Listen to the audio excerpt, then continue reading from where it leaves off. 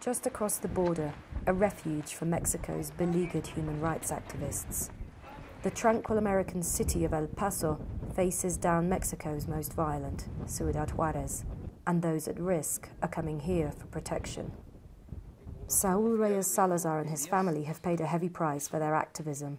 In 2008, President Felipe Calderón sent in the army to Ciudad Juarez as part of his self-declared war on drug cartels.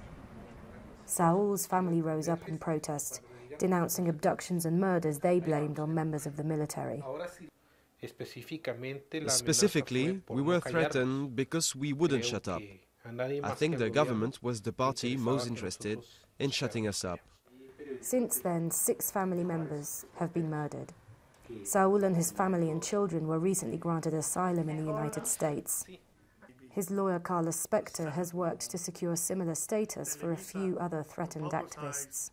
So it became very clear to us very early on that there was a systematic repression of anybody who was critical of the Mexican government.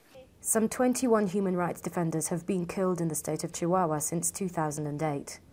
The murder of Marisela Escobedo, who lobbied for justice in the case of her dead daughter, was caught on the security cameras of the Chihuahua government offices where she was protesting. In this footage, she can be seen chased across the road and shot in the head. Norma Andrade, another mother looking for answers in the case of her murdered daughter, was shot 6 times outside her home late last year. She survived and moved to Mexico City, where she was attacked again. Her daughter Malu, also an activist, has received threats and her house in Ciudad Juarez was set on fire. It makes you so paranoid. You see cars behind you and you turn around to look at a guy and you always see something in the way he looks at you. For those who managed to flee to the US, it's a different life. Saúl and his family are grateful for their newfound security, but they had to leave everything behind. Now we found ourselves here in a much more vulnerable position financially,